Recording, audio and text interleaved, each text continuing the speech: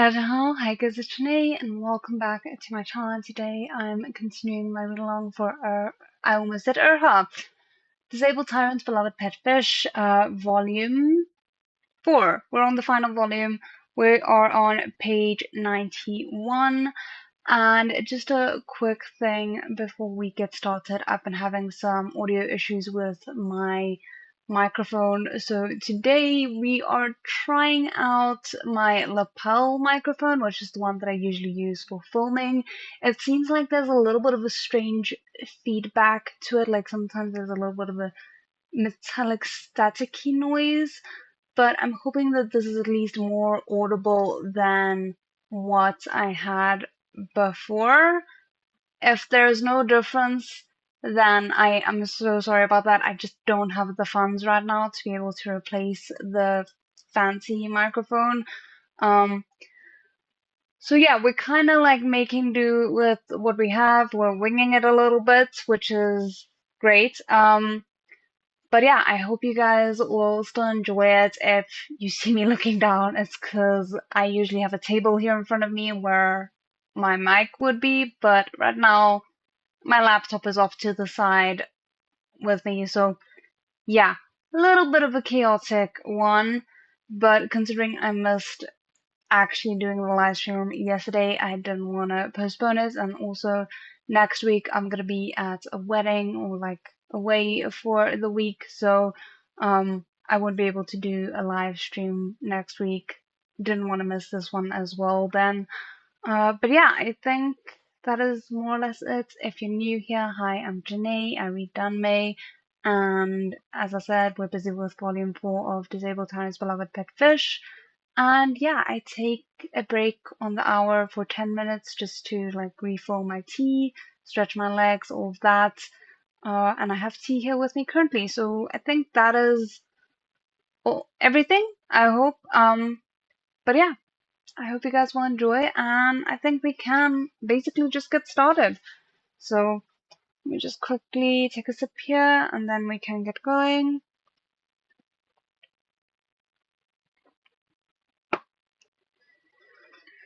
Okay. So we had left off with Xiaoyu asking the Emperor if he could visit the Forbidden Chambers where Prince Jing had originally like been raised and nursed and all that. As Pu Liu had made her mistake before Empress Xiao Hui passed away from illness, the Emperor was the one who'd ordered the room sealed. She'd left an impression on him, so he remembered her immediately, but he was surprised to hear Li Ye mention her name. "How do you know of Pu Liu?" he asked. Li Ye was ready for the question, and recounted the incident where the children had destroyed the cloth tiger. He said that he felt Pu Liu's mistake was suspicious, but he had no evidence. "I believe that the imperial physician's diagnosis and treatment is one solution," he added, "but I might be able to help if I can find the poison or some other clue." The Emperor's imagination didn't run as wild as Liu's did, so he didn't consider any connection to Prince Jing's muteness. But back then, when he was handling the matter with Pu Liu, Emperor Shaohui had already been unwell, so he'd been both anxious and furious. There were a lot of things that he didn't think through as carefully as he could have, and now that Liu mentioned it, he did think there was something suspicious about Pu Liu. As a wet nurse who had taken care of two other princes, it was very unusual for someone like her to make such a basic mistake. Liu was eager to help Prince Jing and wanted to confirm things with his own eyes, which made it hard for the Emperor to refuse. Hi.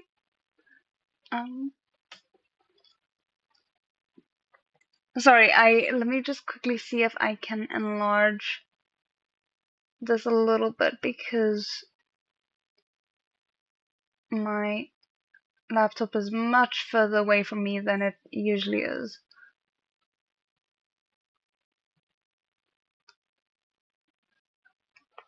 Okay.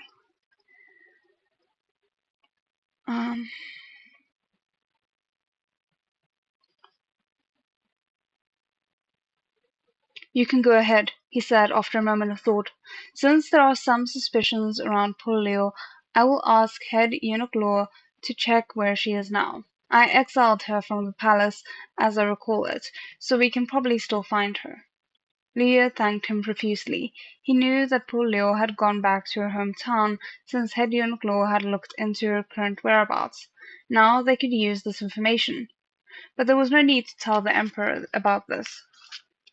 After asking Leo to take good care of Prince Jing, the Emperor left. Prince Jing knew that Leo had investigated poor Leo before, and now that he brought it back up in front of the Emperor, it definitely wasn't something that he'd come up with on the spot. Do you think she's the one who poisoned me? Prince Jing asked. Leo couldn't tell Prince Jing what he'd seen in the system, so he wiped his face and said earnestly, Tianchi, I can't tell you yet, but I'll do my best to investigate and cure the poison. Prince Jing nodded. What the imperial physician said earlier had touched something deep inside of him as well. He was only in his 20s, accompanied by the love of his life and his children. He felt fulfilled, and had never thought about what would happen after his death. But now he'd suddenly discovered that he had been poisoned for decades. Even though the imperial physician promised to do his best to treat him, and Xiaoyu said he would look into it for him, Prince Jing had no choice but to plan for the worst. Oh no, that's actually really sad. I mean, it makes sense from his perspective. He was once afraid that Xiaoyu would leave him after his tribulations were over. He never thought that he might leave Xiaoyu first. Instead, even if he couldn't ascend to the throne, he was still satisfied with how far he'd gotten. He didn't have any regrets, but it was a pity that he wouldn't be able to grow old together with Xiaoyu. Xiaoyu was a carp spirit. If he died, the fish would simply move on with his life. No matter how much he despised that idea, there was nothing he could do.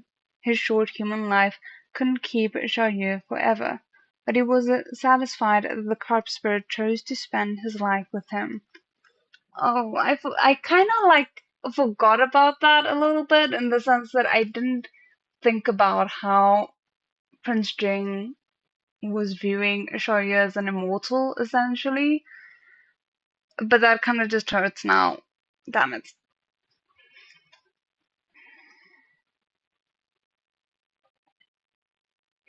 It was one thing to understand something with reason, but emotions were harder to accept. Prince Jing's knuckles turned white from his grip, and his painful yet passionate eyes were locked onto Liu, wanting to hold the memory of what he looked like forever. Wang Shi would take good care of the children after he was gone. Prince Jing believed in Wang Shi, and he also believed in his children, who were growing day by day. The only thing he couldn't let go of was this fish. He wanted to protect Xiaoyu for as long as possible, and he hoped that the fish would remember him forever. Prince Jing quelled the pain in his heart and jingled his jade bell to summon his confidants. Then he patted Leah's hand and wrote on Leah's palm, "They are all yours in the future, for you to use." At first Leah thought Prince Jing was assigning him some helpers, but when guards who were usually hidden appeared too, Leah was shocked. What future was Prince Jing talking about? Was he taking care of things in preparation for his death? Leah felt like a knife had been stabbed into his chest, and the pain was unbearable. He squeezed out a smile that was even uglier than his crying face, and did his best to distort Prince Jing's words. "That's good, actually. With the men you're lending me, I'll be able to find clues in just a couple of days. Don't forget that I'm a carp spirit. There's nothing I can't do. If I haven't given up, then you can't either." You can't say that in front of people, though. Like, could you imagine what they must be thinking? He turned around, furiously wiping away the small tears at the corner of his eye as he boasted. He wasn't completely sure whether he could really cure the poison, but he had one thing to rely on. The system had said before that Prince Jing had the protagonist's halo, which meant he would definitely ascend to the throne. Even if he was poisoned, he wouldn't be in any life-threatening danger.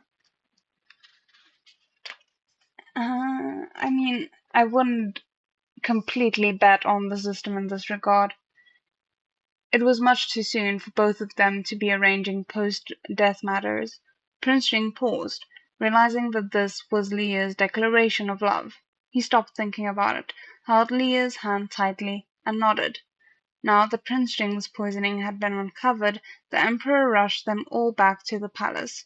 They immediately hurried to Changchun Palace as planned, and even brought an accessory along. Prince Jing himself. There was no way around it. When his tyrant husband heard that Leah was going to the palace, he insisted on going with him no matter what. Though his men were already at Leah's disposal, the poisoned Prince Jing was being very overbearing and completely unreasonable, forcing himself into the already small group of people to make the trip. Leah couldn't talk him out of it, but fortunately the elderly imperial physician said that since the poison had been with Prince Jing for such a long time, it probably wouldn't affect him if he continued as usual. Leah was still a little worried, though. He occasionally glanced at Prince Jing, who never left his side. Prince Jing gave Leah a glance. "No need to worry. You can start." Leah stopped hesitating and went straight to Pu Liu's room. He ordered the servants to remove the seal, and just like that, the room that had been sealed for decades finally saw the light of day. "Hi! Good to see you again." This room was said to have been preserved as it was, but since it hadn't been cleaned for such a long time, it was full of cobwebs. Leah felt a little apprehensive. The palace servants asked if they should clean it, but Leah refused the offer. If there were clues here, it would be better to leave things as they were.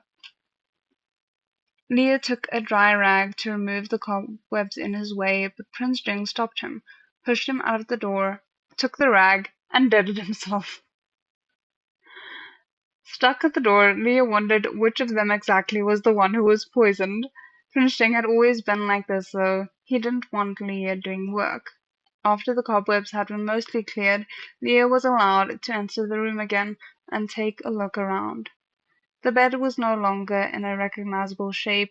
The sewing basket was still on the table, and the chair was overturned on the floor. "Tianchi, do you remember any of this?" Leah tried to question Prince Jing, wanting to jog his memory, but Prince Jing shook his head. I mean, he was like, at most, 2, and I doubt that they allowed kids to nurse for that long back then. So asking like an actual baby to remember anything is asking a little bit much, though it is technically a novel, so I guess it's fair, because you never know by novel rules.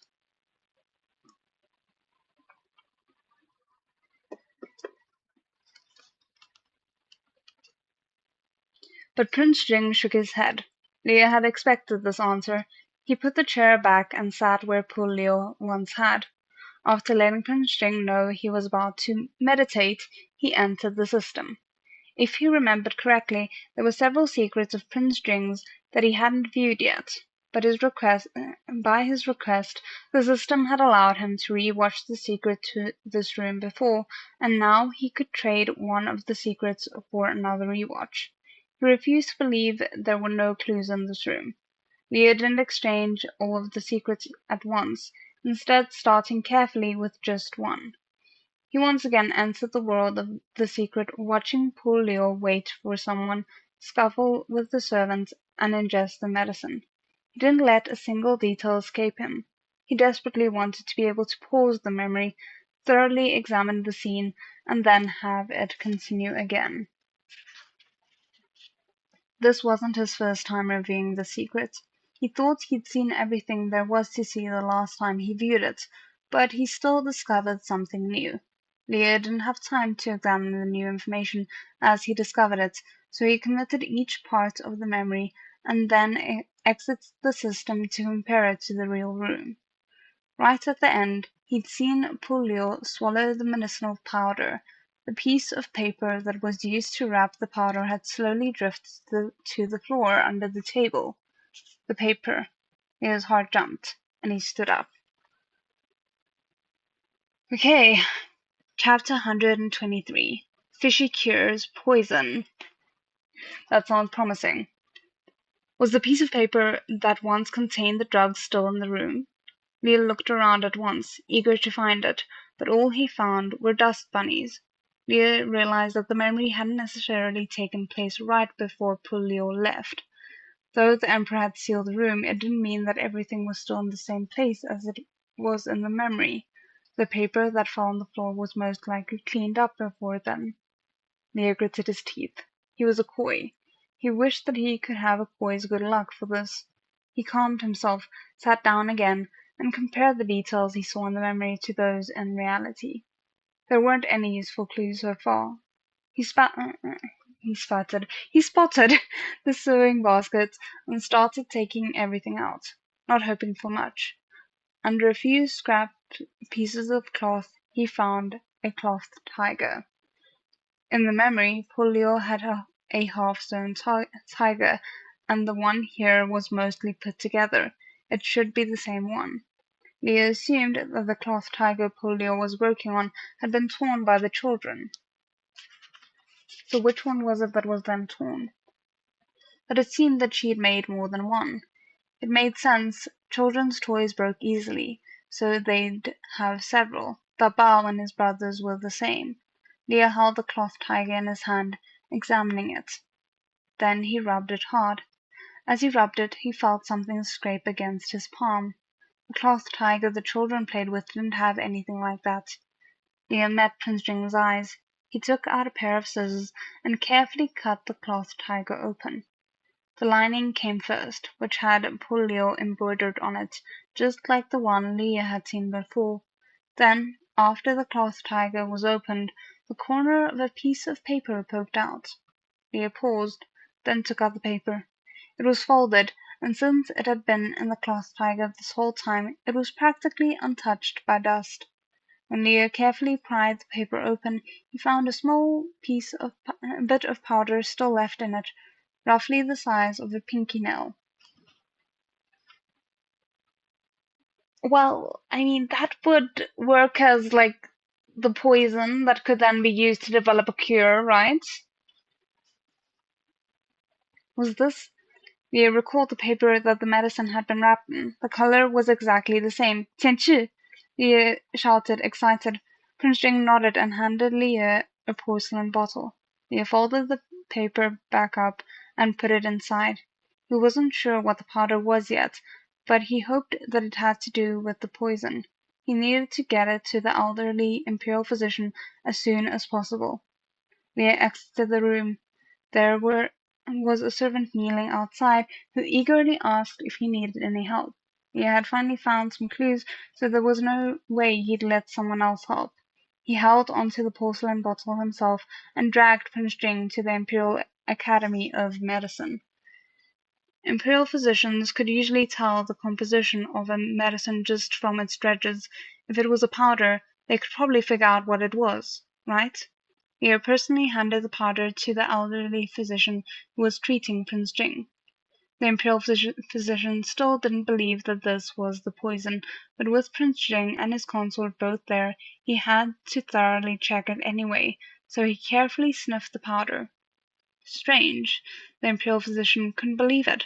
After he received Leah and Prince Jing's permission, he tasted a small amount, and immediately spat it out. He wiped his lips. Your Highness, consort, please give me a bit of time. Without even finishing his sentence, he excitedly ran off into the depths of the Academy of Medicine. Were they finally getting somewhere? Leah wasn't going to go anywhere, so he and Prince Jing sat in the academy waiting. The longer it took the elderly imperial physician to return, the more anxious Leah grew. Prince Jing had steadied his emotions already, so he patted his head to tell him not to worry. From his robes, he took out a small golden fish with a swollen belly, strung together with 4 little fish, and gave it to Leah to fiddle with. So cute! When Prince Jing wanted to make him happy, he would always give Leah different golden fish. They were full of memories. Leah fiddled with it for a bit, feeling troubled. What if they couldn't find anything even after all this? Then he'd continue, even if he had to dig 3 feet into the ground.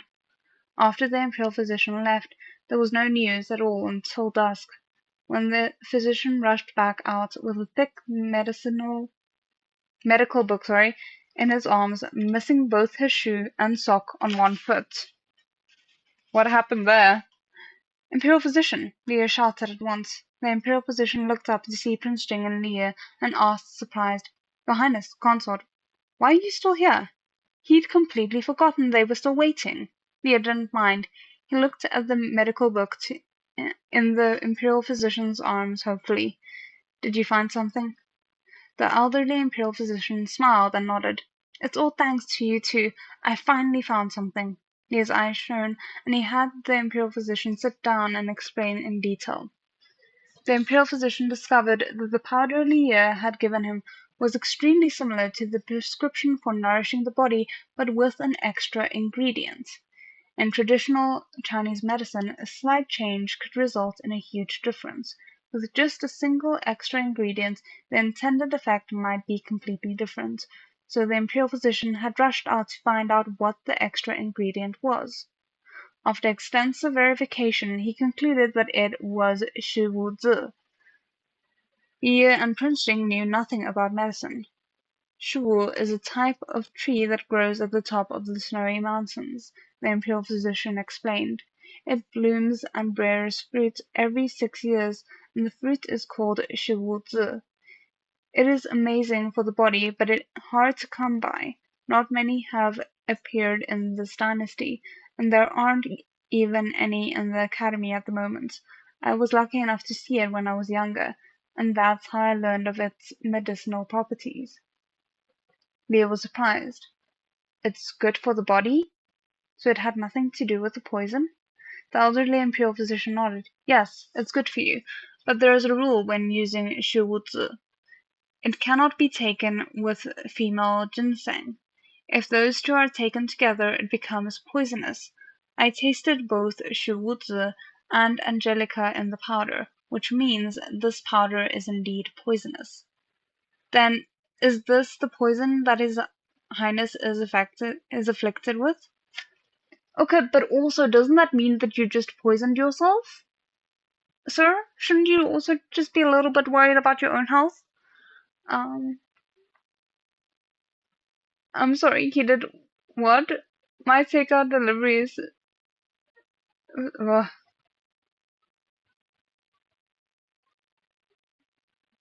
He put the powder in his mouth. You did not mishear. No, you did not. He's that person.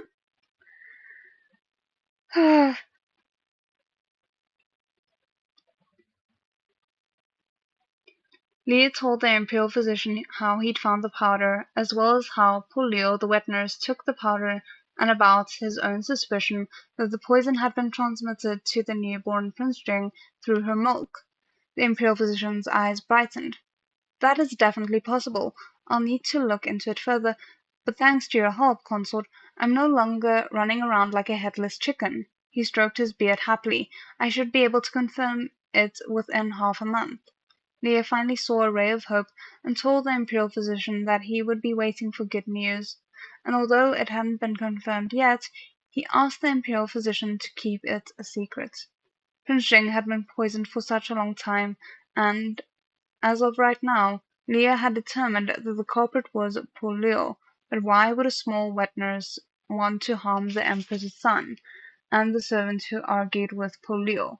From what Leah saw in the memory, it had seemed like she had taken the poison unwillingly. The servant's behavior proved that the poisoning was definitely not just poor Liu's idea. Yeah, so the question is like, who would have it out for Prince Jing? The doctor is wild, but then I feel like all the physicians of that time probably had a little bit of a mad scientist vibe to them.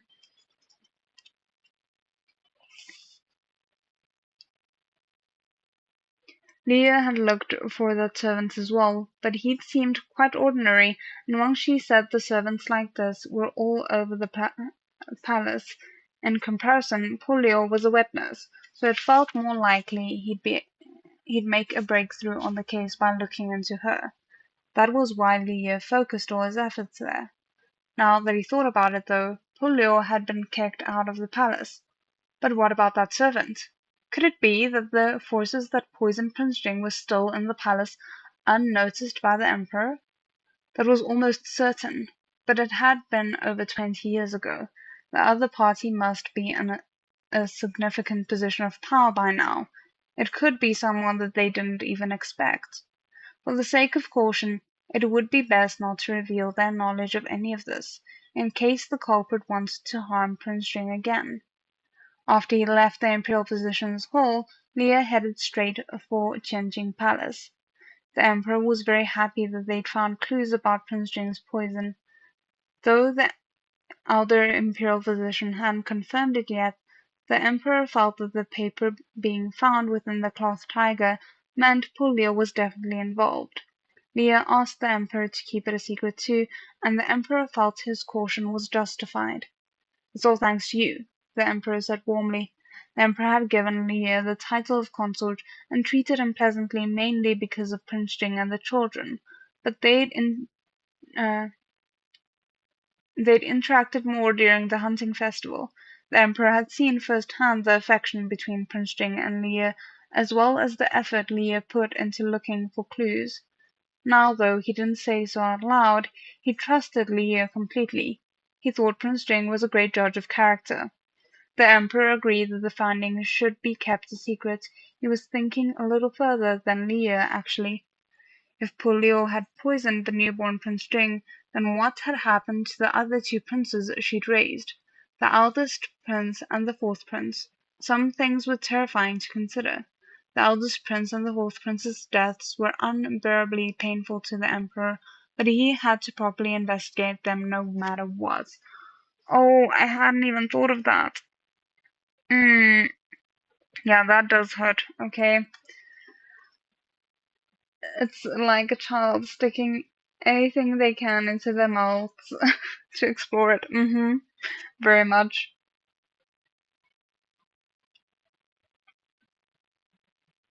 If it really hadn't been an accident. The Emperor stared at the brush next to his hand for a long, long time. No matter who the other party was, he would break them into a million pieces. He owed it to the late Emperor Xiaohui. Meanwhile, after the elderly imperial physician gave him that half-a-month deadline, Leah went to probe the system by peppering it with questions. Did Prince Jing's poison have something to do with Shu Wuzi? Could Prince Jing's muteness be cured? Would he be able to speak again if his muteness was cured? The fish who'd always been scammed by the system finally rose up and scammed the system back. The fish scamming system responded to every question with silence. It made the carp spirit feel very confident. It's only half a month. There'll be results after that, Leah reminded Prince Jing happily. Seeing Leah running around like this on his behalf to look for the poison, Prince Jing stopped worrying about whether he might leave him alone. Zhou had saved him again, Prince Jing thought as he gazed at him warmly. He should keep the carp spirit by his side and repay him with everything he had. Tianchi, if you could speak one day, what would you want to say? His muteness was definitely related to the poison, but it hadn't been confirmed yet, so Liu couldn't tell Prince Jing outright. But it would be fine if he looked forward to it, right? Prince Jing had actually thought about this before. He smiled as he wrote, "I would want to say, Royal Father, and call out to the children." Most of all, his brush stopped, and he looked at Leah. "Most of all, I want to call your name," he wrote. Leah sniffed, emotional, and imagined it. If he could really hear Prince Jing say his name, he wouldn't even be afraid to turn into fish bones and fish ash. Don't wish that on yourself, please.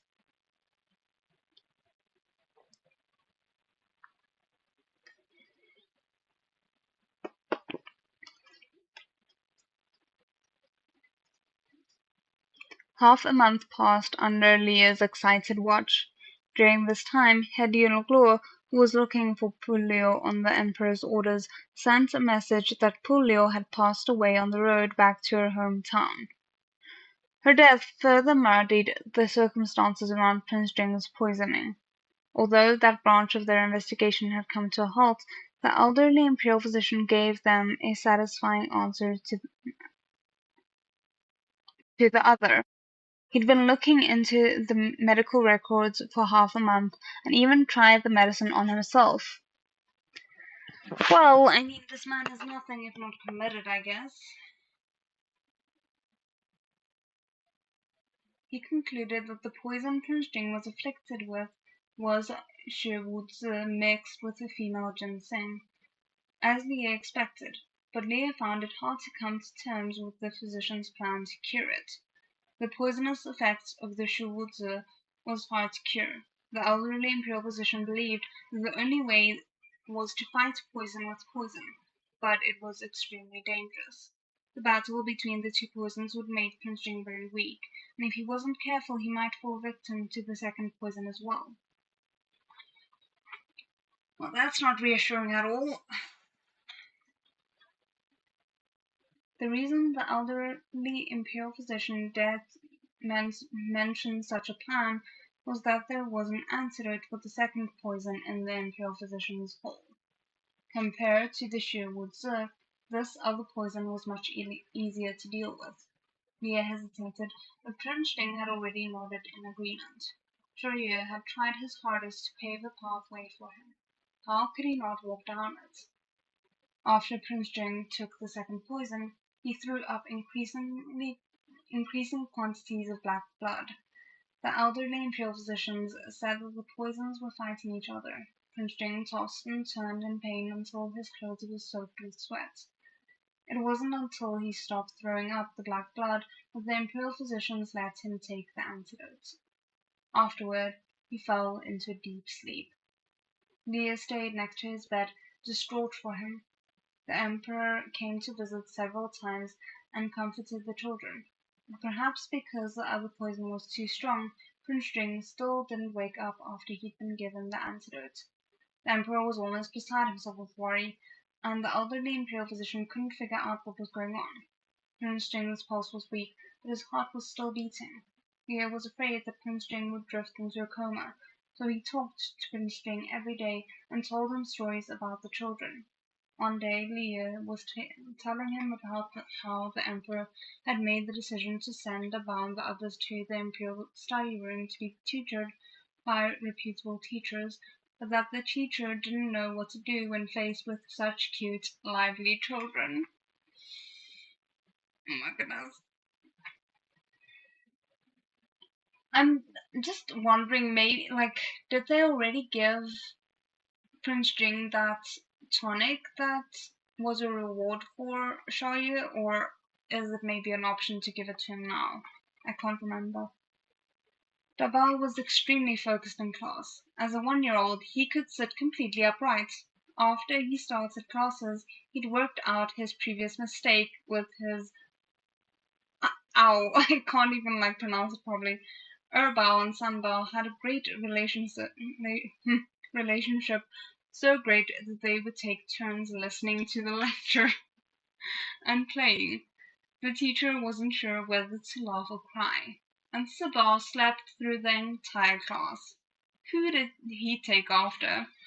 Leo was speaking rather emotionally, and had turned around to pour himself some water when a hoarse voice sounded nearby.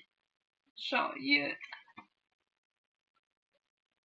Stop, that's not his first words. That's not his first words. He almost thought he was hearing things. The voice was so hoarse that it was almost grating, and the pronunciation wasn't quite right, but there was something familiar about the profound emotion in it. Leah turned around to meet Prince Jing's cold, pond-like eyes and dropped the teacup he was holding.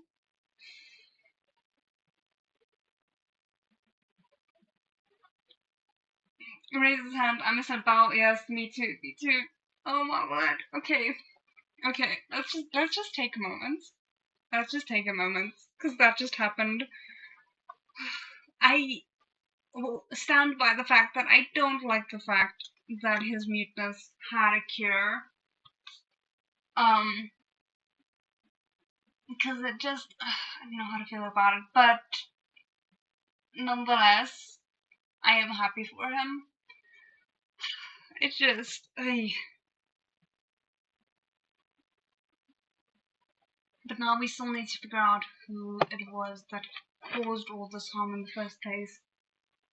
I feel like my obvious guess would be the concubine, I think, who was taken care of in the first volume. But since she's already been taken care of, it just feels a little bit odd to bring her back now, like for the blame to be placed on her. But I can't think of any other person who's been like made a villain. I guess the main thing is she or he probably would seem innocent. I'm just really hoping it's not Wang Shi. Like, I don't want to suspect Wang Shi. Wang Shi has been nothing but wonderful. But if it's not Wang Shi, then is it the cook? Is it, I don't know, head eunuch law? It just, there's not that many people who we know of that it could be, you know? Not that I want spoilers, but just speculating out loud.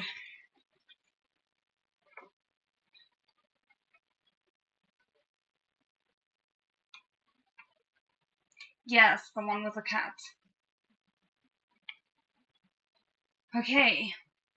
Chapter 124. Fishy Teacher. Prince Jing would often call out Leah's name in his mind, but now that he'd actually made a sound, it seemed as if he couldn't quite believe it. He stayed frozen in place. Leah rushed over. Tianchu, you're awake? He cried out in joy. You can speak, right? Even though he had already guessed as much a few days ago from the system's silent answers, a guess was still just a guess. The thought that Prince Jing would definitely recover kept him going the entire time, helping him stay hopeful even after Prince Jing was given the antidotes and still didn't wake. And he really had heard Prince Jing's voice just now, because Leah pinched his thigh hard. It really hurt. Prince Jing himself didn't know why this had happened. For the past couple of days he hadn't been able to wake up, but he could hear. He heard everything Xiaoyu said to him. Every time Xiaoyu spoke to him, he would respond in his heart. But Xiaoyu had no way of knowing. In order to stop Xiaoyu from worrying, he tried his best to wake up, and when he finally opened his eyes, before he realized it, he had already uttered Xiaoyu's name. The sudden, strange sound was hoarse and broken, like the tip of a sword dragged through gravel. It was unexpected to Prince Jing too. This was him? Okay, there's beautiful art, but we're not looking at it right now. He could make sounds now. His throat was itchy and painful. The whole time he was asleep, and it felt like it was on fire. Prince Jing barely believed it. He froze and hesitantly said, Shall... He stopped suddenly. The sound definitely came from his chest. It was him. Prince Jing was shocked. Leo was a little stunned, then belatedly hugged him. His eyes were full of tears, but he happily shouted, Tianchi! Tianchi! Prince Jing hugged him back firmly, wanting to say something else, but he was too weak. Once he realized that he could speak, he found that it wasn't easy to put what he was feeling into words. There were lots of words that he had heard before and could read, but he suddenly didn't know how to say them.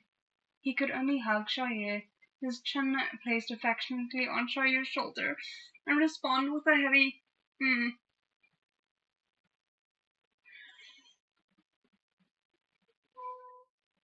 Okay. Leo was overjoyed that Prince Jing could speak. He told Wang Xi first, and Wang Xi's reaction was even more dramatic than Li's. He fell to his knees, crawled over, and stared at Prince Jing. Your Highness, he asked, trembling. Prince Jing shut his eyes. Wang Xi, he knew who he was, of course, but he wasn't used to speaking yet. Just this one word was enough to make Wangxi burst into tears, though. Like, how could this man betray us? How could he? There's no way. I refuse. Your Highness, you're favored by the... I have no regrets in this life anymore. Wangxi exclaimed, smiling and crying. The elderly imperial physician was hurriedly summoned to Prince Jing's manor. After he heard Prince Jing stutter a bit, he was shocked. He took Prince Jing's pulse and announced it was an unexpected surprise. Oh goodness, sorry. The poison has been cured now, but I didn't expect that the muteness would also. Everyone had always said Prince Jing's muteness was innate. The possibility had never occurred to the physician. But his muteness had disappeared with the poison, which meant that it was a result of the poison, not congenital. This imperial physician had been in the palace for decades now. He knew Prince Jing had been silent since birth. But if it was the result of poison, then he must have been poisoned shortly after he was born. There were only a few people who could have done it.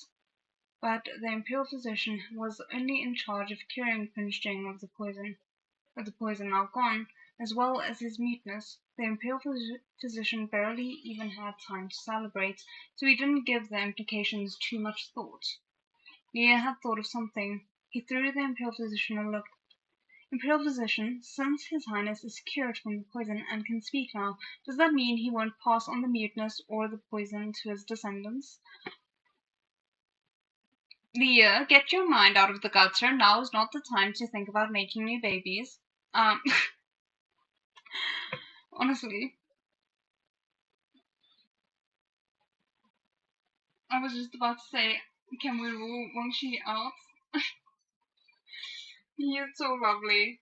We're ruling him out. If it's him, I'm rioting with outrage because you cannot convince me that someone who would betray Prince Jing and this man can be the same person.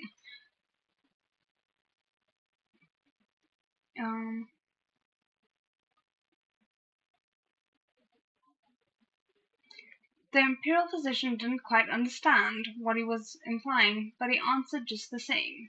Since His Highness's muteness was caused by the poison, and the poison is now cured, the children will not inherit it. Please rest assured, Your Highness, consort. Leah's smile nearly split his face in half, and he batted his eyelashes at Prince Jing. Prince Jing's heart trembled. He understood what Xiaoye wanted. Since his muteness was cured, there was no need for contraception in the future. Prince Jing nodded. All right, you have my word. Just like Xiaoye, he wanted a daughter too.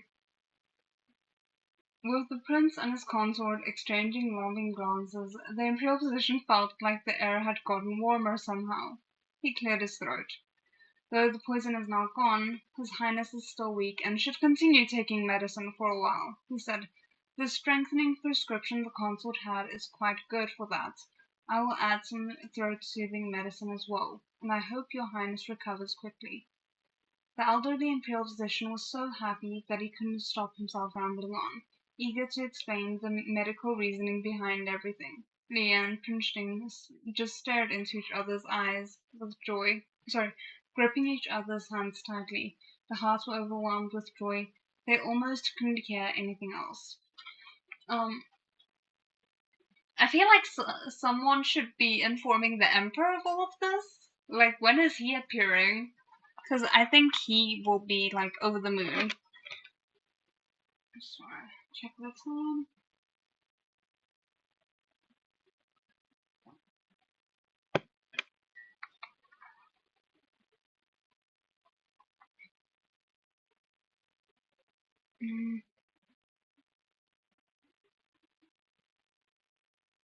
Wangxi brought the imperial physician to the palace to report to the emperor.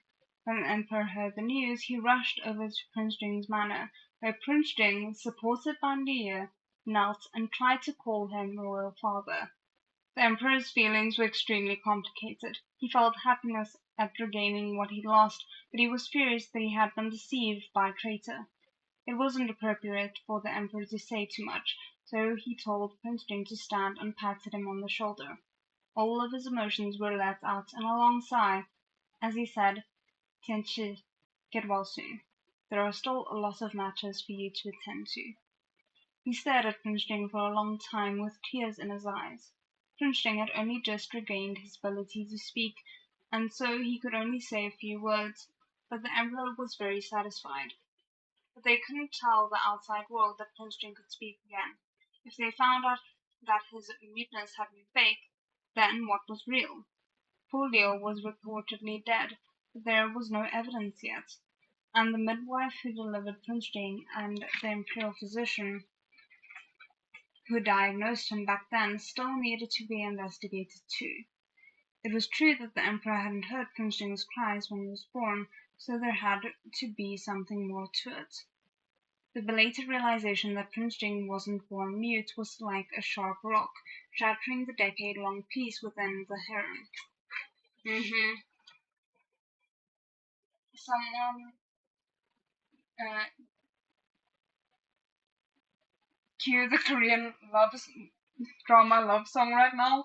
Oh my word, could you imagine?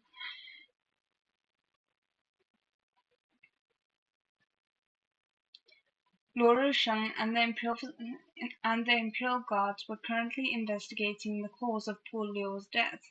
Until the truth was revealed, the Emperor needed Prince Jing to pretend to be mute so as not to alert their enemies. Prince Jing and Liu could roughly guess what the Emperor's plans were, and they agreed. The children had been attending classes at the palace recently. When the Emperor received the news that Prince Jing had been cured of poison, he'd brought the children with him to visit. Liu had only told them that Daddy Prince Jing was feeling unwell and couldn't see them for a bit. The children didn't quite understand, but they were sad for several days because they couldn't see their daddy. The Emperor had ordered them to study in the Imperial study room partly because the children were smart, but also because he wanted to distract them. Now that they heard Daddy Prince Jing was getting better, already healed, the children were overjoyed. They ran into the room one by one and grabbed onto Prince Jing's trousers. Prince Jing smiled and hugged each of them, bringing them all up to his lap. Leo was worried that he was too weak for this, but Prince Jing shook his head at him. He'd missed the children while he was unconscious.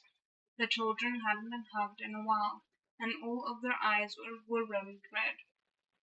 Sabal missed Dad. Sabal lay on his dad's chest, softly expressing how much he missed Daddy Prince Jing. Prince Jing patted the top of his soft head. He couldn't pronounce the S from Sabal, so he could only say Bao Dad missed. Dabao, Urba, and Samba perked up their ears. Daddy Prince Jing suddenly spoke. The fish children were used to Prince Jing's muteness. They didn't know what a disability was. I mean, they're one. I would be shocked if they couldn't comprehend things like that at this point. And back when they were very young, Leah had kindly explained to them that Daddy Prince Jing couldn't speak because he was sick. Fish Dad didn't want the children to think of Prince Jing as different. He did his best to make the children believe that he and Prince Jing were the same. Unexpectedly, the fib became the truth. Prince Jing was sick, so naturally there had come a time when he was cured. Oh, if only all sicknesses could work like that.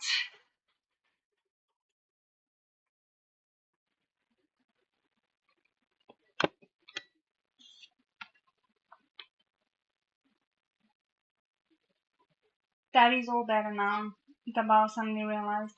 Before the children could jump up, Leah hurriedly told them that Daddy Prince Jing wasn't completely healed yet, so he couldn't tell anyone else. This was a secret between children and their fathers. Leah stuck out a pinky, asking them to keep it a secret. Dabao, Erbao, Sanbao, and Sibao loved keeping secrets for Fish Daddy. They fought to be the first one to complete the pinky promise. Sibao even especially linked pinkies with Prince Jing. Daddy, Sibao, same. Sibao had made a new discovery. He smiled as he pointed at Prince Jing, then himself. Among the children, Sibao wasn't great at speaking. Prince Jing also wasn't great at speaking since he was recovering. They were on the same level. Oh goodness. Little Sibel was now a fish who'd gone to school. He knew what a teacher was. Hurriedly he offered, "Sibel, teach Daddy." Oh no. Prince Jing smiled and was about to agree when Leah picked Sibel up. Um, Go up, Daddy, Prince Jing, and let me do it. Leah pursed his lips at Prince Jing, then smiled widely at Sibel. Sibel was suddenly frightened by his fish daddy's smile. He felt a bit confused. He hadn't even done anything yet, and Fish Dad had already eliminated him. Leah really meant it when he said he would teach Prince Jing. It would be easy, since he taught the children how to speak already. Teacher Ye was quick to prepare his lesson. He held the peach blossom pastry and smiled. "Tianchi, you can only eat it if you get it right." Oh my word, I wasn't expecting it. Him holding like pastries hostage until the person can speak properly. Damn.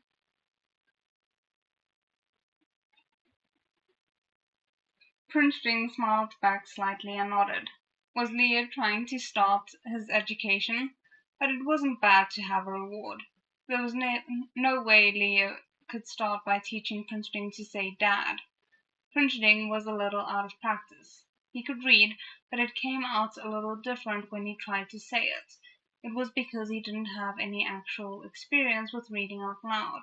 Leah decided to start by teaching him pinyin, since that was how they taught it back where he came from. Yu Laoshi quickly filled the paper up with writing. "Tianchi, do you know bo po mo fu de te ne le?" Prince Jing didn't know it, so he smiled and asked for help. "Shall you?" His hoarse voice was still quite unpleasant, and the elderly imperial physician said it would be like that for a while. But every time he said Leah's name it sounded magical, stirring the fish's heartstrings and making his scalp go numb. Teacher Yu almost got distracted, and he tapped sharply on the blackboard, blushing. "No interrupting. Read it with me." Prince Jing, the student, filled up with a bunch of knowledge on consonants and vowels.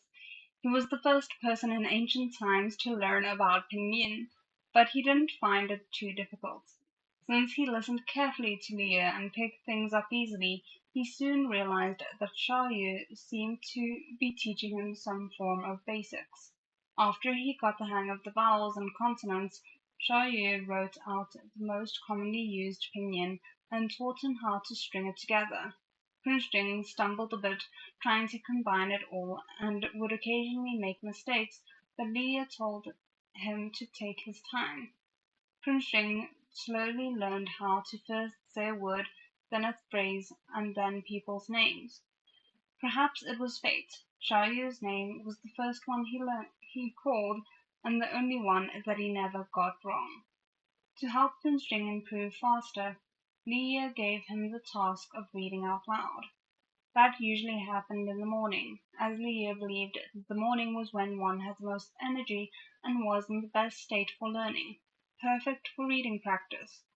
Morning reading was a daily occurrence. Teacher Yu had student Prince Jing start with the simple "Man at birth is fundamentally good in nature" and work his way up to the storybooks from there. Okay, so just quick footnote. The first line of three-character classic sounds something.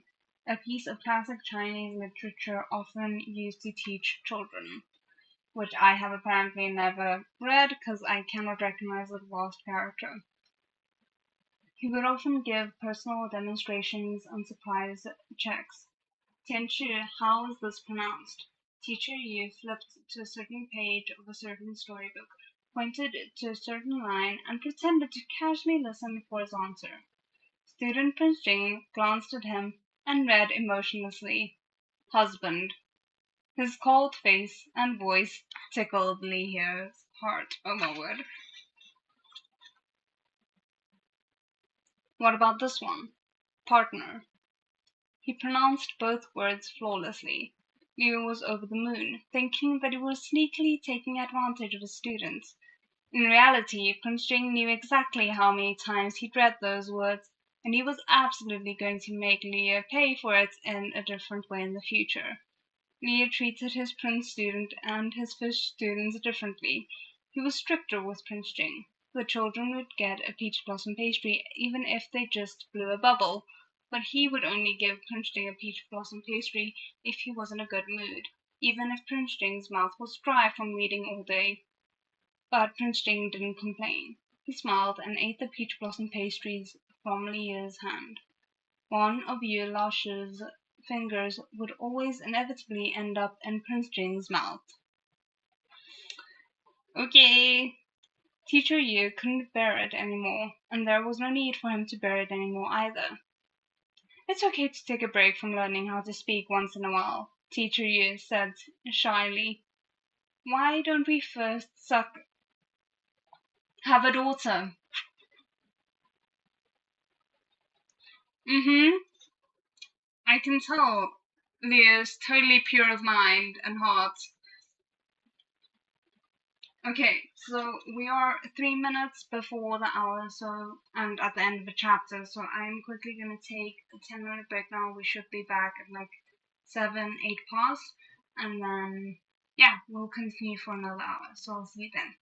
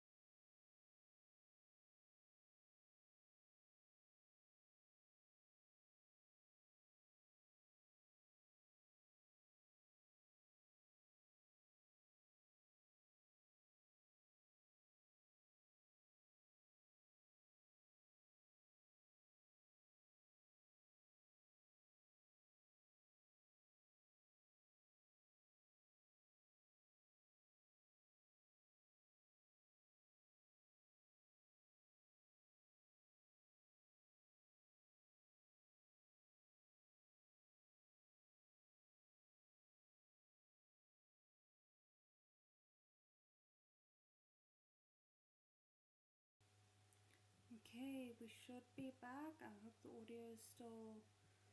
Okay is a relative term, but the same as it was before I left, more or less.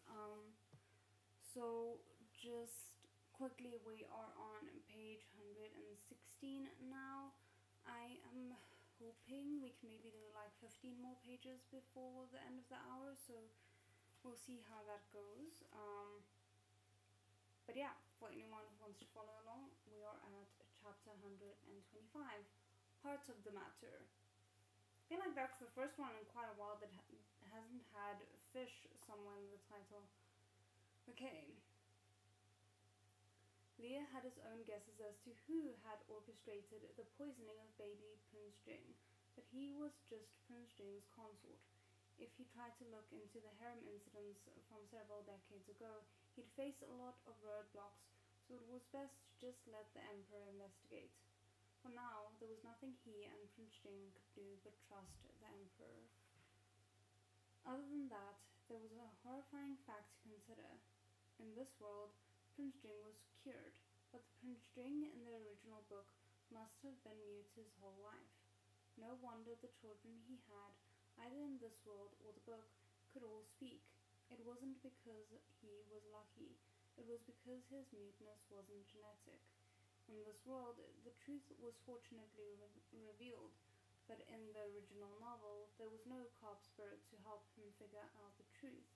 Leah felt they had gotten lucky, but he was also scared. Although the secret to Prince Jing's muteness had been dangled in front of him for a while, he'd almost missed it. Prince Jing had ended up vomiting blood out of panic as a direct result of Leah choosing to complete the side mission, Heart of Compassion, and the reward for the mission was a prescription that had to do with Prince Jing's muteness. Adding sugarwater to the prescription created the poison Prince Jing was suffering from, which adding extra healing ingredients helped Prince Jing recover now. One never knew what surprises the fish scanning system had in store. Sometimes, if one did a good deed, one was rewarded. With the side mission finished, Leah had been able to help Lady Liang, which had also resulted in him and Prince Jing overcoming one of their most difficult obstacles so far. The end of the road was in sight. After the Emperor took everyone back to the palace, he had ordered the guards to throw the sixth prince in prison, on the charge of holding Lady Liang hostage and suspected attempted regicide. No one dared speak up on the sixth prince's behalf. Since the sixth prince had dared to try to harm him, the Emperor was well within his rights to dispose of him, but he couldn't actually bring himself to kill him.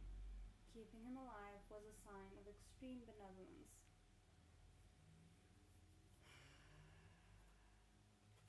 On the one hand, killing him feels extreme considering it's his son, and lesser emperors would have done that. On the other hand, it does feel a little bit like he's tempting fate by keeping someone as dangerous as the sixth prince alive, and I just hope he lives to retire from his emperor status and just spend time with his grandchildren. I don't want him to die a bloody death thanks to one of his sons. I'm just dropping in to say, we're not. Hi. Oh goodness. Sorry, that threw me. Where was I?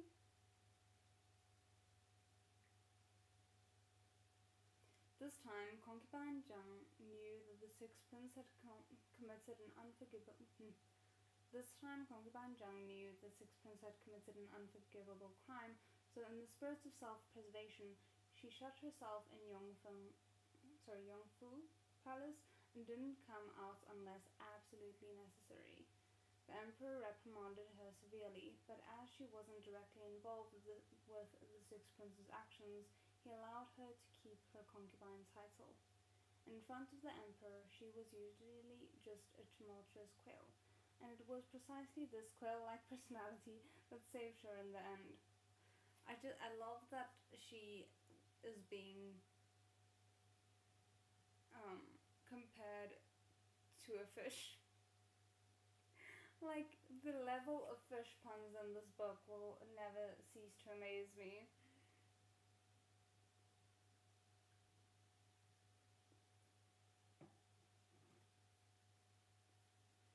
As for Lady Liang, she no longer felt anything for the sixth prince. The shock of everything that had happened caused her to miscarry the same night she was taken hostage, and without another word, she packed up her belongings and left to live with her parents. Oh, that poor woman.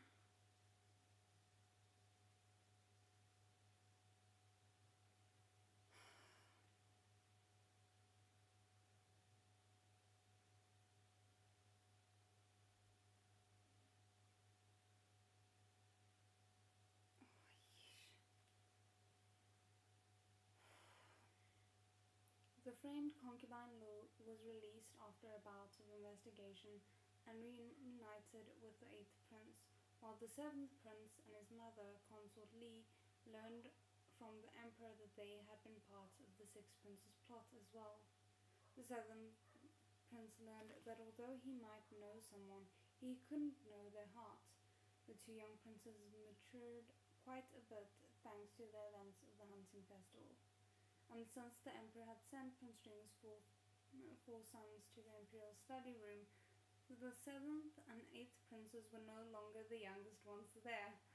Now they were uncles. That's quite funny. Sorry.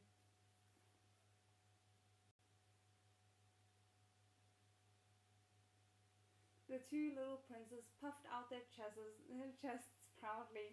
The emperor was laying the way for Prince Jing, and he explicitly told the young princes that Prince Jing was the one who had cleared them of any suspicion. As a result, the two princes made sure to take special care of their nephews. With the imperial study peaceful and harmonious, the emperor was very satisfied. If the seventh prince and eighth prince had a good relationship with the four children, that meant they were on good terms with Prince Jing, so there was no need to worry about what might happen in the future. Head eunuch Law, meanwhile, was ordered to investigate Pu Liu's cause of death. In the end, it was revealed that she had died from poison. How convenient. The emperor ordered the elder imperial physician to assist, and he found that there was residual poison in her body, the exact same that Prince Jing had suffered from, shiwuzi, mixed with female ginseng. That made it clear that Pu Liu had taken the concoction herself and passed the poison to the newborn Prince Jing through her milk.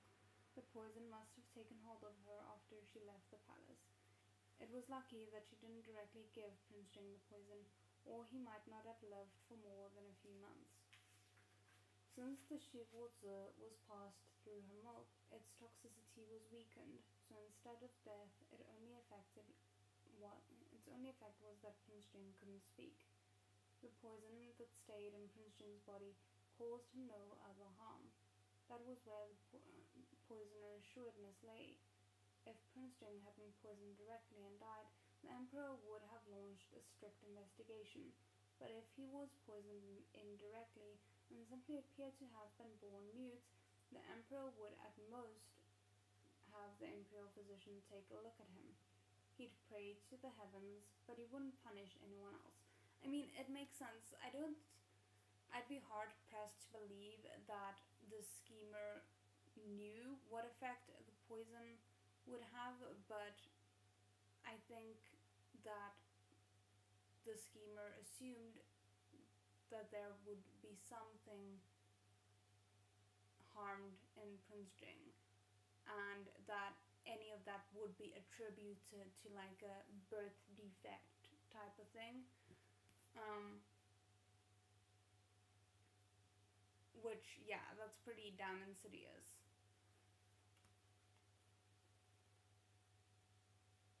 Especially in that time. Hmm. Put this way, even if the emperor and Emperor Xiaohui's son remained in this world, it was almost the same as having no son.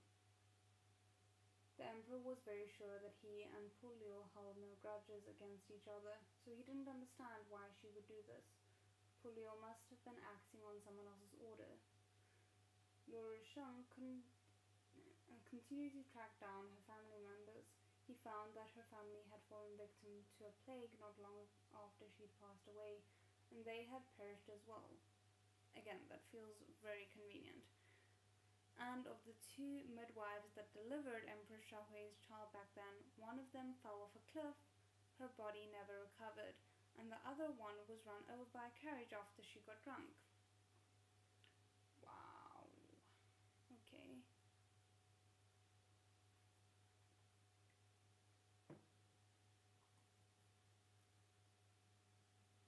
The imperial physician who diagnosed Prince Jing had already been quite old at the time and passed away shortly after he retired and returned to his hometown. Not a single one was left alive. The emperor, who was familiar with the court's methods, immediately thought it was most likely that all of these people had been deliberately silenced. He recalled that many things had seemed quite fishy back then. Fishy, you say? The investigation thus came to a grinding halt only halfway done. It really gave the emperor a headache. Since it concerned Prince Jing, he summoned Prince Jing and his consort to the palace. These days the emperor knew how smart the consort was. Liu always had unique insights, and it was Liu who found the poison in Pu Liu's sealed room and saved Prince Jing. The emperor thought that he might as well ask Liu for his opinion. Under the emperor's orders, Prince Jing quickly came to the palace with Liu. Prince Jing's speaking skills were improving day by day. Other than a hoarse voice and being a little slow at conversation, there was no problems. Even if he stopped improving now, the emperor wouldn't mind. Tianchi, how are you feeling? The emperor asked. Prince Jing slowly answered, very good. Though Prince Jing could speak now, he had no desire to chat with the emperor and was usually quite concise. The emperor, on the other hand, had prepared a bunch of questions for Prince Jing. He wanted to ask after his son, but the words just wouldn't leave his mouth. Oh goodness. This is so funny. Like, for the first time, they're able to physically talk to each other, and now they're stumped. Whereas, like, before, when he was writing, it somehow seems like the conversation was easier for them.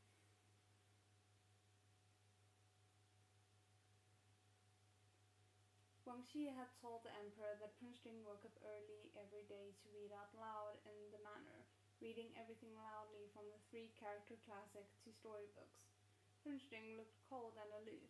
The emperor had no problem imagining him fighting and killing, but reading storybooks out loud. Prince Jing had a little book tucked into his sleeve. When speaking to the emperor, he would sometimes take it out to glance at it. The emperor knew that Prince Jing used the prepared notes, but those weren't needed anymore. What was the booklet for? When Prince Jing wasn't paying attention, the emperor snuck a glance at it. It was a bunch of strange, messy drawings. My consort wrote this, Prince Jing explained, smiling. Liu was afraid that Prince Jing would suddenly forget how to pronounce a word, so he wrote out a list of pinyin for commonly used words in case of emergencies. Prince Jing always had it with him, even if he didn't forget any pronunciations. He would take it out to look at it. Even having Liu here with him couldn't deter Prince Jing from wanting to show off. The emperor felt that since Prince Jing had been cured of his muteness, his relationship with his consort had reached new heights. He'd initially found it amusing, but by now he'd been exposed to it so many times that he was numb to it. This was the result of seeing too much. Back to business. After chatting with the young couple a little, the emperor fully explained the current situation. Royal father, how brilliant to have found so many clues already. Liu was quick to flatter him. The emperor had launched a quick and thorough investigation, so the news had come quickly. Liu hadn't expected that everyone who was directly involved would be dead. The emperor cleared his throat, unnerved by the sudden praise. It's just that the leads have all come to dead ends. That shouldn't be funny, that shouldn't be funny, that shouldn't be funny, but kinda is. Okay, sorry. So I do not know what to do now. That was exactly what Leo was waiting for. He got to the heart of the matter at once. The people might not be here anymore, he said, but things are. There are some things that can't be changed. Well, father, perhaps you should look into Xue Wuzi. The elderly imperial physician had said that Xue Wuzi only grew on the peaks of snowy mountains, but there were none around the empire. As a result, Xue Wuzi was so rare that even the Imperial Academy of Medicine didn't have any. So, I mean, that could potentially narrow down who we're looking for, considering that, you know, who would have access to gaining something like that. But also, if all the other people had been taken care of, I doubt that the servant who forced Polio to take that poison would have been left alive. So that's another dead end. It's suspicious, Leo said. Why would Polio have an ingredient that even the imperial physicians can't get their hands on? And Shouwozi is usually a strengthening ingredient, but once it interacts with female ginseng, it becomes poisonous. I believe that the person behind this must be medically knowledgeable, at least when it comes to Shouwozi poisonous properties. Oh, I didn't even think about that. That makes sense. I had assumed that it would be something to the extent of, okay, say one of the concubines wanted to do the harm, that they wouldn't necessarily be medically knowledgeable, but they would consult someone who is. And then they would go about obtaining the necessary things that way. I didn't think about the person themselves potentially being knowledgeable.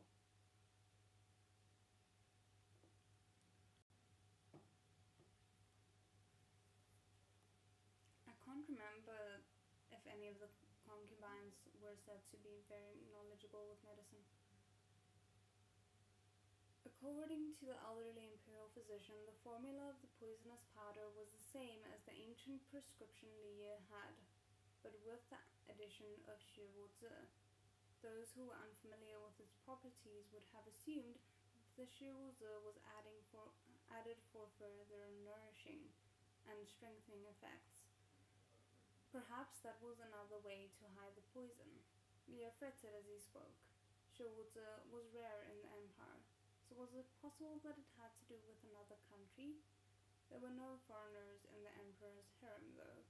For example, even though the empire was allied with Jinju and they were friendly with one another, the emperor would only be able to accept a marriage between the princess of Jinju and a prince who wasn't due to inherit.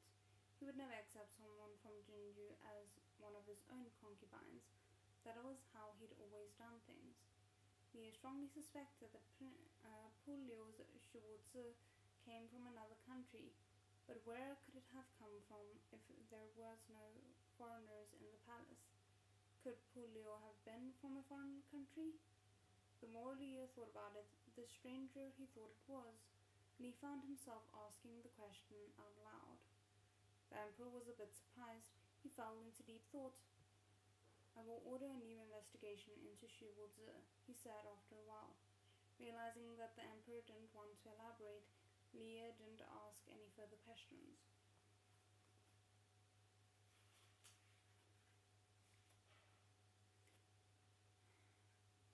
The thing is, it makes sense for concubines to be thoroughly vetted, but would servants and eunuchs be as thoroughly vetted?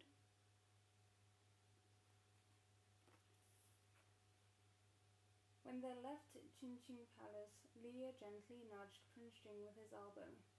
Tianqi, do you know where the nearest snowy mountains are?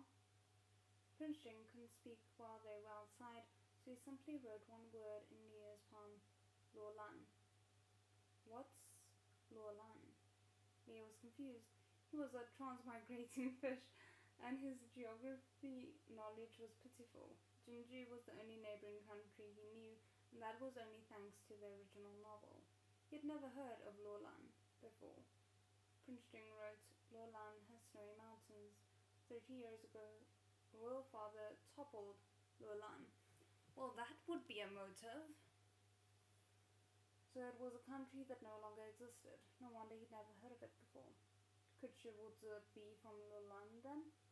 Leah had already thought it was possible that the person who harmed Prince Jing had a grudge against the emperor. Could it be that people from Lolan had infiltrated the palace and tried to take revenge on the emperor? Or, he recalled the glint in the emperor's eyes earlier. Could it be that the emperor had had relations with a Lolan woman and brought her into the harem? But his favorite was still Emperor Xiaohui, and out of jealousy she hurt Prince Jing. Maybe it's like a little bit of both. Like, she came and she thought, okay, this horrible thing happened, I might as well make the best of it. And then she was kind of like snubbed by the emperor and was like, okay, so you're gonna destroy my country and you're gonna snub me, then I might as well like destroy your life in some way. Maybe something like that. The more Leah thought, the more dramatic the imagined storyline became. Prince Jing smiled and pulled on Leah's sleeve. Come with me, he signaled with his eyes. Leah followed Prince Jing for a little while and was brought into a slightly familiar-looking courtyard. Leah glanced at the plaque. It was Jingtai Hall. He'd stayed in Jingtai Hall for a couple of days when he first turned into a fish, but it had been over a year since then, and Leah had spent far longer in Prince Jing's manor. Jingtai Hall was now a little unfamiliar, so he didn't recognize it immediately. The servants of Jingtai Hall bowed to their master when they saw him. Prince Jing pulled Leah straight into the bedroom. Leah blushed. He'd been clamoring for a daughter recently, but he'd sucked essence several times already, to the point that Prince Jing was developing dark circles, and there was still no sign of a daughter. My word, okay. It was too hard without the one-shot and done stats. Leah was so eager for a daughter he'd even grown a little superstitious, wondering if Prince Jing's manner wasn't conducive to having a daughter somehow. He'd just been wanting a change of scenery. Prince Jing was a great husband. He gave Leah what he wanted the moment he wanted it. Jingtai Hall was a great choice. It was emotionally significant for both of them, since it was technically where they first met. Prince Jing, meanwhile, knew that there was something in Jingtai Hall that possibly had to do with Luolan. But in the time that it took him to grab it and turn around again, he found the carp spirit under the quilt, dewy-eyed, trying to seduce him. Talk about them being like on different wavelengths at the moment. My goodness, that's kind of funny. But why would there be something from Jingtai Hall from Luolan in Jingtai Hall? That's interesting. Just want to check something. I hope the audio is still okay.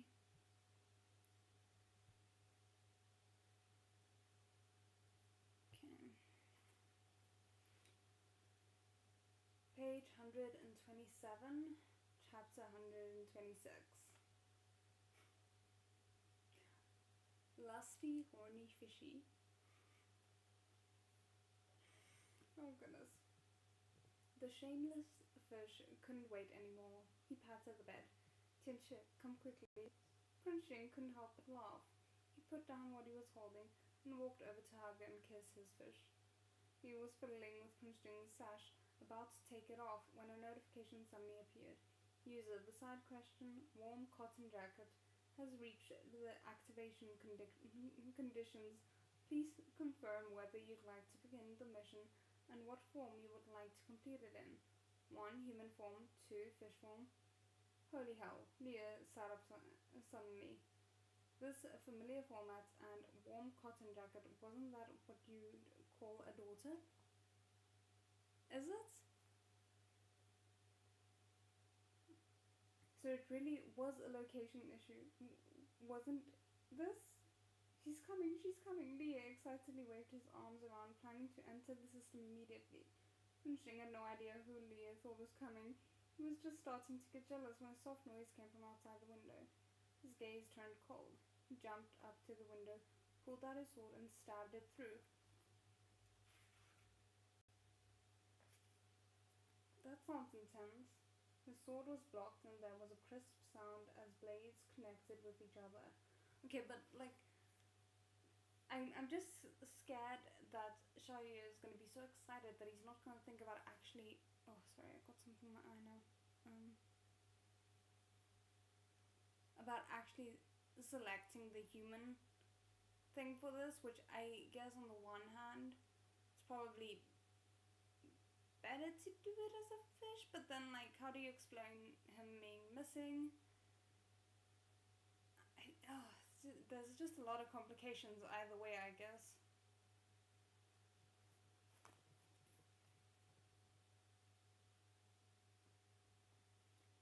Okay, let's try this again. His sword was blocked, and there was a crisp sound as blades connected with each other. An assassin. On the bed, Leo no longer had the capacity to care about the notifications. He was about to get up and lend a hand when Prince Jing, having already reached the door, suddenly came back. "What are you doing?" Leo asked anxiously. "Go chase him." Even though he could speak now, when it came to emergency situations, Prince Jing was still used to letting his actions speak for him. He patted Leo's hand, then grabbed the brocade quilt and wrapped him up like a spring roll. Leo knew his husband well. "All right, don't worry," he said quietly. "I won't go anywhere." Not him being wrapped up like a spring roll, that creates such an image in my mind. Prince Jing was worried that Leo would run out after him and put himself in danger. It was a little exasperating, but Leo still found it sweet. Prince Jing nodded at Leo, then ran out. His guards had already begun fighting the assassin. Leo had promised Prince Jing he wouldn't leave the room, so he sat on the bed, all bundled up, and looked boldly out the window. Why did Jing Taiho always attract assassins? He didn't understand. The assassin had been eavesdropping outside. They hadn't been talking about anything serious, though. Perhaps the assassin had misunderstood when Leo kept saying she's coming, and ended up exposing himself.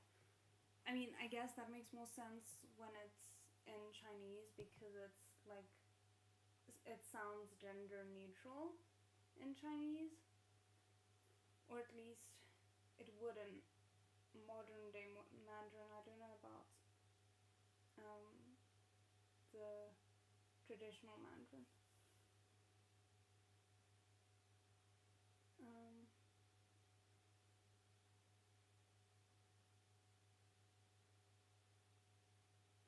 Leo watched for a while. The guards were skilled, but he could tell the assassin was as well.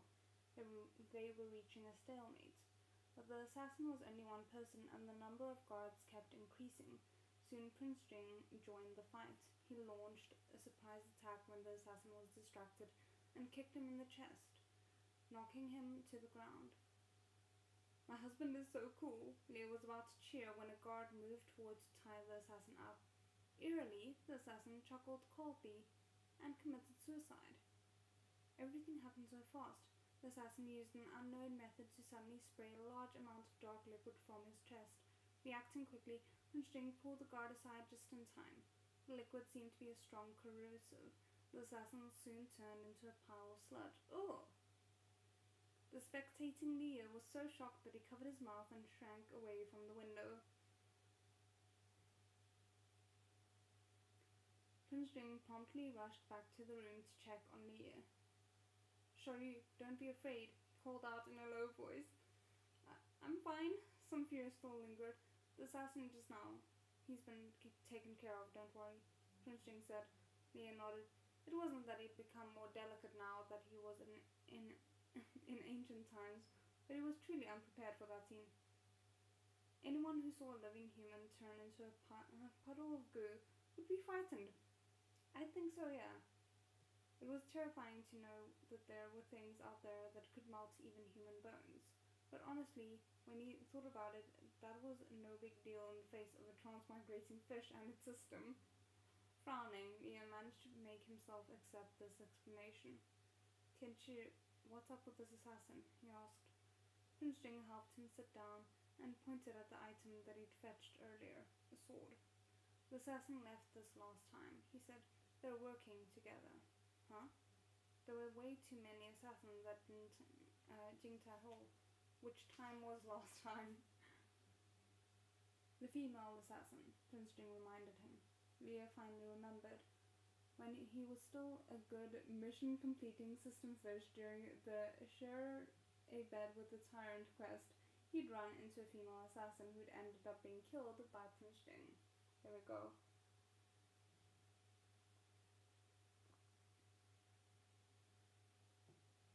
Leah always thought that the female assassin had been sent by either the Marquis of Ping or the Marquis of An, or perhaps the Sixth Prince, like the guy who was bitten by Xiongfeng. But it was impossible for these three people to keep challenging Prince Jing now. Where did this assassin come from? And why was Prince Jing so sure that the assassin this time was related to the female assassin from the last time? I can't remember. Prince Jing had evidence. He pointed to the sword that belonged to the female assassin. Leo could clearly see that it was an ordinary sword with a plum blossom pattern on the hilt. Prince Jing ordered the guards to bring the sword of the most recent assassin over. The man's body had turned to liquid, but his sword was still fine. Leo realized that this sword was decorated with the same plum blossoms as the other one. Okay, we're actually getting answers, I feel. Sorry. If it had been just one sword, plum blossoms wouldn't mean anything in particular, but since both swords had it, it meant it was a marker of sorts. No wonder Prince Jing thought they were connected. Leah had the same suspicion now too. Why did you kill the female assassin from before? Leah asked carefully. He'd always wondered about this. Prince Jing didn't answer him directly. He just pointed to the puddle of glue on the ground. Perhaps that was the answer. If he hadn't killed her, she would have killed herself and turned into liquid too. Leah came back to his senses. Did you know back then already that they could do that? If Prince Jing hadn't pulled the guard back, he might have been Splash. Who knew what terrifying outcome would result from that? Oh, I don't want to think about that. Prince Jing nodded. I was attacked by these assassins once when I was younger, but I didn't know who was behind it. Could it be related to the poisoning that made you mute? Leah asked worriedly. Why didn't you tell royal father? If Prince Jing had run into these assassins before, they had always wanted to take his life. And considering that corrosive substance, this was once again someone who was familiar with drugs and compounds, just like whoever had poisoned Prince Jing. Leah felt it wasn't unreasonable to conclude that the same people were behind both incidences. Prince Jing only silently gazed at Leah. Leah suddenly worked it out. Prince Jing hadn't been able to tell the Emperor because these assassins would simply melt away rather than allow themselves to be captured. If he hadn't seen it with his own eyes, he might not have believed it. Never mind the Emperor. And in the past, the Emperor hadn't trusted Prince Jing as much as he did now. On top of that, the female assassin's body hadn't turned into liquid because Prince Jing killed her before she could do it. But the Emperor still wasn't able to find anything. These people were powerful. They were better at hiding than the Sixth Prince. The spring roll, while Prince Jing does think he's a snack. I love that. In the past, when the other princes had been around, it never would have been obvious who was behind it. But if the culprit chose to keep making attempts even now, they'd be sentencing themselves to death. I mean, what does it say that they don't care about that? Let's go. Let's tell Royal Father. He threw the covers off, deciding to head to Tianjin Palace. he could be a witness. Prince Jing's eyes twitched, and he pulled Leah back, staring at him with a strange expression. "You're going to go just like that?" Leah followed his gaze down to look at his fully exposed self, the result of how eager he was for a daughter. He quickly wrapped the quilt back around himself and laughed awkwardly. I forgot. Of course we'll go after I get dressed." Once he had clothes on, they went back to Chenqing Palace to see the emperor, but for once the emperor refused to see them. Oh, Head Eunuch Law was attending to business and wasn't around the emperor right now, so a servant on duty at Chenqing Palace came to deliver the message. It was getting late, and the emperor had ordered Prince Jing and his consort to return. They could talk another time. Did you guys mention that there was another assassination attempt on Prince Jing's life? Because I feel like that might persuade him.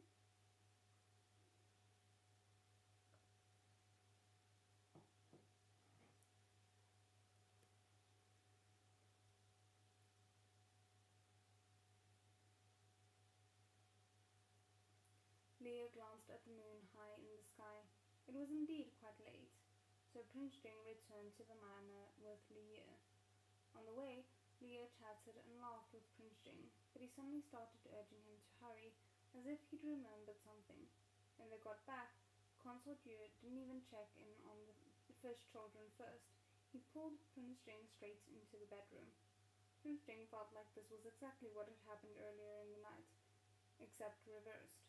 Leo was busy taking off his clothes as he walked further into the room, muttering, "Hurry, hurry, or she'll leave." "Who?" Prince Jing finally couldn't hold back his jealousy. Leo couldn't help but laugh as he saw Prince Jing's dark expression. He stopped laughing, wrapped his arms around Prince Jing's neck, and whispered into his ear, blushing. The prince's ears turned slightly red when he learned who she was. He wanted her to arrive too, so he kissed Leo on the lips and carried the indecent fish to bed. Not the indecent fish. Leo had been interrupted by the assassin earlier before he could choose one of the options. Now he was anxiously trying to make up for it, afraid the notification would disappear. The notification didn't pop up immediately, but luckily after he and Prince Jing had absorbed essence once and Prince Jing was holding him down on the bed, the system started squealing again. Wait. The messy-haired Leo wildly clobbered at the messy-haired Prince Jing. Prince Jing had to stop halfway. "Show you? What's wrong?" "Wait for me, husband. Mwah." Leo soothed his husband and entered the system. As the notification popped up, Leo told himself that he had to be careful and choose fish form. It didn't hurt in fish form, so he mustn't make the wrong choice and choose human form. Leo thought this as he selected the first option and tapped confirm immediately, only to realize that this time the first option was human form instead of fish form. Yeah, no, I was like, no. The fact that you're focusing in on this means you're gonna make a mistake.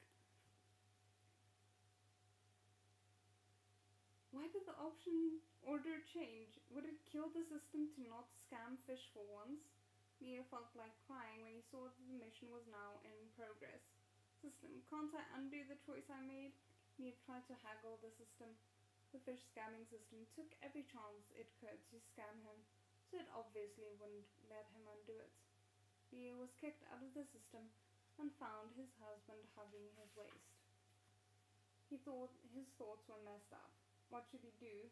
On one side was his sexy husband and his long-cherished daughter, and on the other side was a swollen stomach and immense pain. Sob, could he get off the bed and decide next time? Shall you? Prince Jing called out to him in a low voice, lifted his bangs out of his face, and kissed his forehead. Which little fish had said earlier that he wasn't allowed to leave until their daughter was here? It was this exact same fish who'd suddenly gone into meditation. Prince Jing hugged his fish, practically wanting to bite him everywhere. Was it so easy to be distracted when they were together? Sob. Thea could sense Prince Jing's hidden frustration. With the arrow already on the bowstring, how could he not let it fly?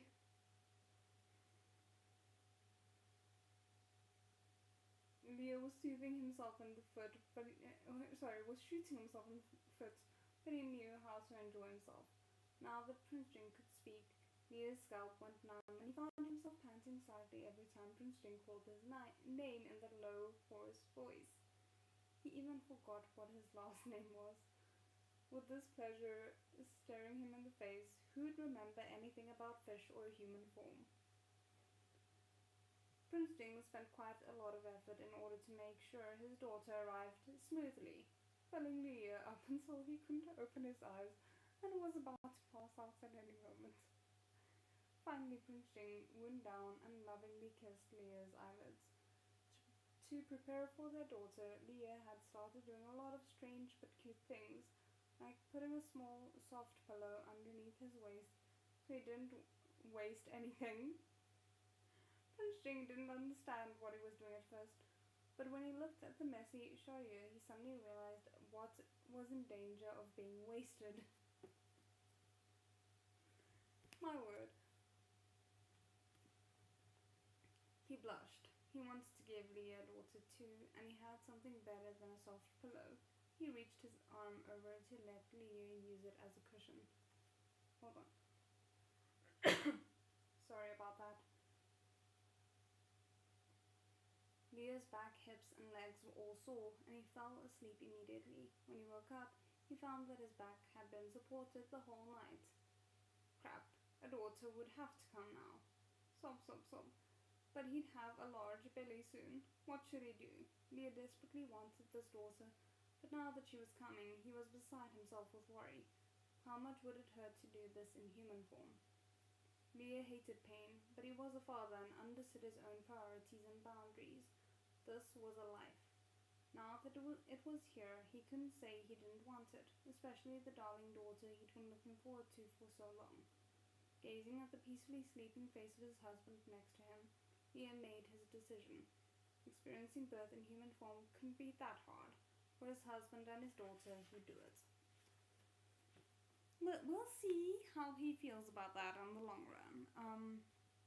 But we are at the end of a chapter, so even though there's still technically 10 minutes left, I think I'm gonna end it here for tonight. My throat is a little bit sore. Yeah, suffice to say, I'm a little bit worried about how Xiaoyu is gonna cope and how they're gonna have to invent a C-section because there's no way that he's giving birth naturally. So that's great.